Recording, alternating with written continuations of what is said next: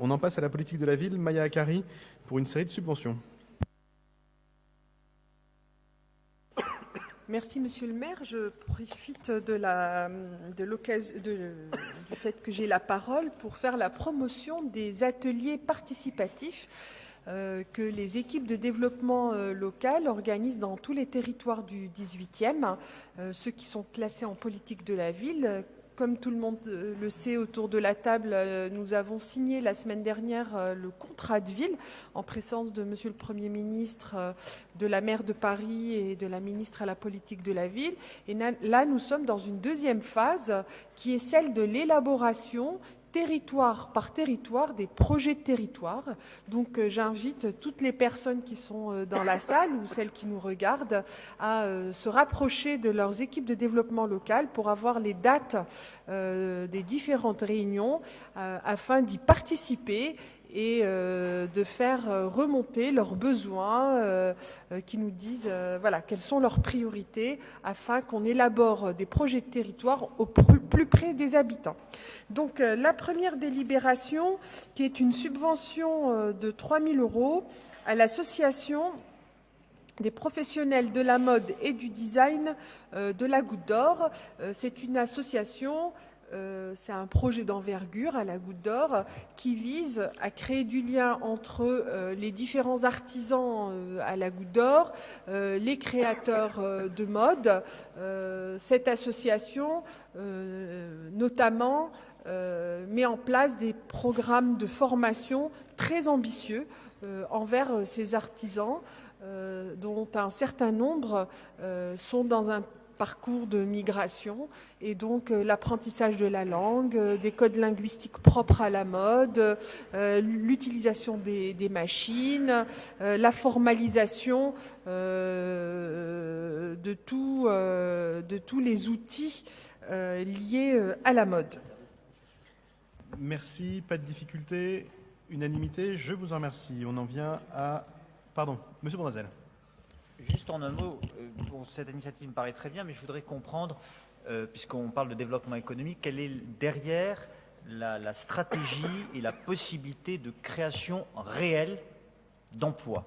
Parce que le but de ce travail-là doit être d'amener après un parcours à de la création d'emplois pour que les personnes puissent se construire et s'en sortir par elles-mêmes. C'est ça, je crois, le but.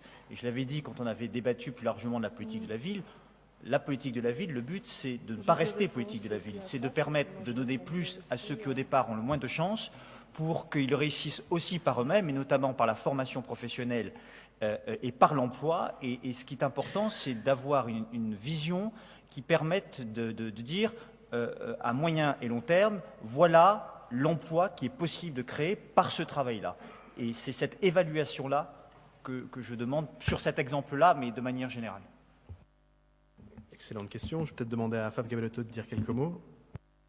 Oui, c'est une excellente question parce que justement ce type d'initiative, ce type de projet-là ont pour vocation et unique vocation de créer un vrai modèle de développement économique, mais surtout de la création d'emplois, de la création de richesses et de nouvelles compétences. Alors, l'exemple de la filière mode textile design à la Goutte d'Or, c'est qu'en identifiant un terreau où il y a des acteurs économiques existants, mais avec un certain nombre de difficultés qui sont, comme tout le monde le sait, une économie informelle. Donc un certain nombre d'entre eux utilisent des main-d'œuvre qui ne sont pas forcément déclarées, qui ne sont pas forcément bien formées, qui ne sont pas au courant d'un certain nombre de processus.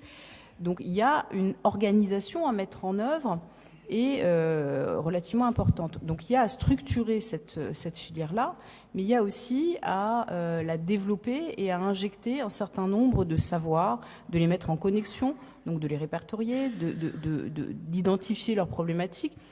Très concrètement, ça veut dire qu'on a un certain nombre de machines sur le territoire, donc sur la Goutte d'Or, un certain nombre de clients qui seraient susceptibles de faire appel à cette main-d'œuvre. Je pense aux magasins, aux boutiques parisiennes, aux maisons de couture parisiennes qui ont des besoins récurrents lors des collections et qui, au lieu d'aller chercher de la main-d'œuvre à l'étranger, peut très bien utiliser la main-d'œuvre française. Pour utiliser cette main-d'œuvre française, parce que il y a quand même une exigence très particulière quand on est en collection, on a besoin d'identifier des acteurs locaux qui soient fiables. eh ben, on a cette ressource qu'il faut fiabiliser, qu'il faut structurer, qui peut être amenée à répondre à ces commandes concrètement, parce qu'on a le personnel qu'il faut, mais il faut voilà, peut-être les faire évoluer sur de nouvelles techniques, sur de nouvelles machines, peut-être de mutualiser un certain nombre de machines pour qu'ils puissent être à même de répondre à des appels d'offres, par exemple. Donc tout ça, en se structurant, c'est concrètement du personnel plus qualifié, du personnel qu'on formalise, donc de l'argent qui rentre pour l'État. Hein. Quand on formalise les gens, ça veut dire aussi plus de ressources.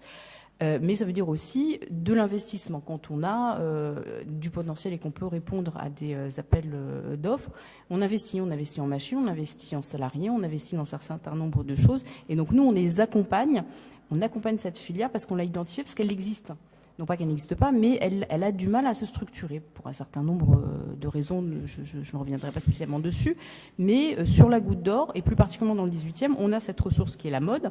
Le textile, de façon plus générale, parce qu'en traversant les quartiers, ce n'est pas que la Goutte d'Or, ce sont aussi les tissus qu'on peut trouver verre en verre. Ce sont les designers et les créateurs qu'on peut retrouver aux Abbesses, on a des créateurs sur la porte Montmartre, des corsetiers par exemple. Donc on a un certain nombre de richesses qui, en mutualisant, en se connaissant, en réseautant, en profitant d'un certain nombre de choses qui existent sur la place parisienne, peuvent, en se fédérant, constituer des vraies richesses et donc créer de l'emploi, créer des formations, créer des vocations, créer un certain nombre de choses qui font que, voilà, c'est une dynamique. Donc j'espère avoir répondu à la question, mais c'est vrai que cette logique doit quand même être dans un objectif précis, c'est effectivement créer des vocations, créer des formations, être meilleur, de l'excellence, reproduire du savoir-faire, parce qu'on est comme dans certains savoir-faire très particuliers, et donc créer de l'emploi, répondre à des appels d'offres, créer de la richesse, et créer donc un cercle vertueux.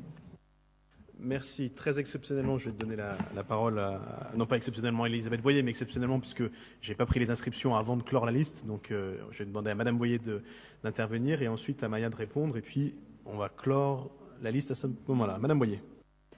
Oui, les explications que vous venez de donner, naturellement, apparaissent, entre guillemets, généreuses et vertueuses.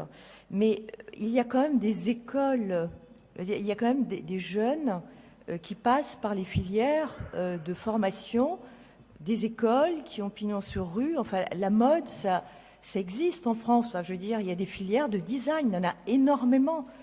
Ce qui m'étonne, c'est que on fasse des cas particuliers. C'est ça. Je ne dis pas que c'est pas positif, c'est pas bien ce qui est encouragé là au niveau de l'arrondissement. Mais enfin, il y a quand même des écoles, énormément de structures qui existent. Apparemment, on n'a pas de rapport avec elles. On fait, en fait, on prend la situation au niveau de l'arrondissement, quelques acteurs, et puis on met de l'argent, etc. Moi, je me mets du côté des étudiants qui intègrent ces écoles de design. Imaginons qu'il y en a un là dans la salle. Qu'est-ce qu'il peut dire? Il peut dire, alors... c'est quoi, en fait, que fait en fait la puissance publique, que font les écoles, qui fait quoi? Vous voyez, ça amène, moi je trouve, c'est pas très clair, voilà. Qui fait? Je crois qu'il faut bien comprendre, mais peut-être qu'il serait utile qu'il y ait une communication plus précise sur ce projet, mais comme sur d'autres. Le principe, quand on est dans des quartiers en politique de la ville, mais le principe en général, c'est aussi quand même de se fonder sur la richesse du territoire, pour l'aider à s'exprimer et pour en faire un élément plus positif encore. Pourquoi la question de la mode et du design à Château-Rouget, à la Goutte d'Or? D'abord parce qu'il y a eu un choix politique très assumé de faire la rue des Gardes, de mettre à disposition les locaux pour des entreprises de la mode et du design, mais aussi bien sûr parce qu'il y a une histoire de la mode, il y a une histoire du tissu à la Goutte d'Or. Et donc on s'adresse là à des gens qui sont déjà dans le métier, de façon plus ou moins classique, mais qui sont déjà comme dans le métier et qui ont vocation à développer leur activité, y compris à l'extérieur. Et quand c'est Donien ou Sakina Emsa qui s'installent à la rue des Gardes, qui font du Made in Paris 18 et qui vendent dans le monde entier pour ce qui est de Donien et même de Sakina Emsa, qui représente même pour ce qui est de Donien, qui est même présent à Milan à l'exposition universelle dans le cadre du pavillon France. C'est des structures qui ont envie, aussi parce qu'elles sont installées sur ces territoires, de donner de leur énergie, de leur temps et de leur structuration pour le quartier. Et c'est ça qu'on organise. Et c'est ça le rôle de la puissance publique. C'est pas de faire pour ou pas de faire différemment, mais c'est d'aider ceux qui sont là à s'organiser et à créer de l'emploi. Et c'est le cas de la filière mode à la Goutte d'Or, comme c'est le cas de la filière plus musicale avec le Mila. Et donc on est là dans la mise en œuvre, de l'organisation de phénomènes qui existent déjà, et puis aussi de la valorisation des savoir-faire locaux. Et tous les artisans de la Goutte d'Or ne sont pas passés par des grandes écoles de design, mais beaucoup ont au moins autant d'imagination, d'inventivité, de créativité, et pas toujours les structures pour permettre de les exprimer. Et donc c'est ça qu'on organise. Ça ne vient pas en concurrence avec l'école Boulle ou avec les structures de LVMH ou de tout ce que vous voulez. Il n'y a aucune concurrence à ce stade entre la filière de la mode et LVMH. Peut-être un jour, qui sait, et ce sera très bien pour eux. Mais on est dans de l'émergence de projets locaux, et c'est quand même un peu le rôle de la structure, de la puissance publique, de faire en sorte que ça puisse émerger. Je ne sais pas si Maya veut rajouter un mot, mais en même temps c'est un débat utile et puis qui au fond vaut pour les autres délibérations. Maya. Par rapport à la question de M. Bournazel, quand vous allez rendre visite à des associations comme Adage ou le Céfil, j'en cite deux, mais nous en avons des dizaines, nous avons la chance d'en avoir des dizaines dans le 18e, il y a des bilans chiffrés de l'intégration suite à la formation. C'est-à-dire le constat qu'on fait qu'une des raisons du chômage, c'est le manque de formation. C'est aussi parfois les problèmes de langue. Le 18e est un arrondissement de migration où les gens qui sont dans un parcours migratoire passent par chez nous. Souvent, ils ont grandi dans d'autres pays, mais ils sont français. Souvent pas, mais ils ont les mêmes droits et nous leur devons la formation aussi à partir du moment où ils sont intégrés dans la société, ils ont leurs papiers, ils habitent ici, etc. Et leurs chiffres sont très intéressants à voir et ils nous expliquent extrêmement bien leur taux d'intégration. Vraiment, c'est quelque chose de très factuel. Ensuite, par rapport à ce que disait Madame Boyer sur les écoles de mode, etc., les écoles de mode, leur public cible, c'est les jeunes. C'est les jeunes, 16, 18, 19, etc. Là, le projet de la mode et du design à la Goutte d'Or, le public cible, ce sont des tranches d'âge plus élevées. Qui ne peuvent pas accéder à ces écoles de la mode. Et nous sommes sur d'autres types d'objectifs. Ce sont des gens qui ont déjà des commerces, déjà leur clientèle, mais l'objectif, c'est de faire en sorte qu'ils augmentent leur chiffre d'affaires et de faire correspondre la demande des grands créateurs de la mode, leurs besoins. Sakinamsa, par exemple, le BHV lui a commandé 800 robes dans des délais, sauf que tout le monde n'avait pas la formation nécessaire dans le quartier. C'est des filières courtes, c'est intéressant économiquement.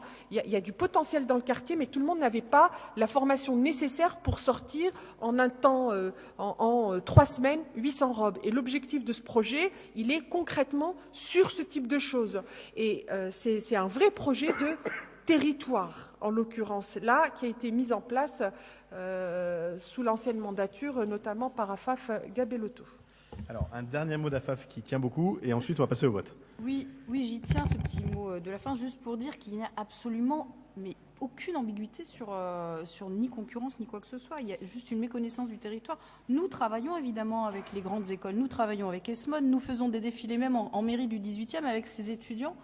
Moda Domani est venue 2 fois en mairie du 18e. On travaille avec tous ces grands, avec ces étudiants, et ils sont totalement alliés dans notre projet aussi, puisque ce dont on parle, ce sont des confections. C'est de la confection, c'est bien de la couture, c'est-à-dire du piqueur, du surpiqueur, etc. Et c'est pas dans les grandes écoles de mode. Ce petit monde-là est quand même très hiérarchisé. Et effectivement, les étudiants et ces stylistes ont besoin du mécanicien de confection. Et ce mécanicien de confection, on le trouve plus. Auparavant, on le trouvait un petit peu dans le Sentier, on le trouvait rue d'Anguin vers Saint-Denis, on le trouve aujourd'hui dans les quartiers parce que les Africains font de la couture, mais il faut bien comprendre que ce sont des filières qui ont besoin les unes des autres, et on reçoit Rue des Gardes, en l'occurrence, effectivement, très récemment, on a pris Laura Peck, qui sort d'une très grande école de mode, qui a fait les ateliers de Paris, et voilà, tout ce monde-là, il y a pas, ils sont totalement complémentaires, il ne faut pas qu'il y ait d'ambiguïté là-dessus, il ne faut pas opposer les uns et les autres, parce que je vous invite vraiment à aller vous y promener, vous verrez, il y a pas... c'est pas les uns contre les autres ou plus pour les uns, moins pour les autres. C'est pas du tout comme ça que fonctionne ce projet. Merci. Donc je propose que nous passions au vote de cette subvention. Unanimité. Je vous en remercie.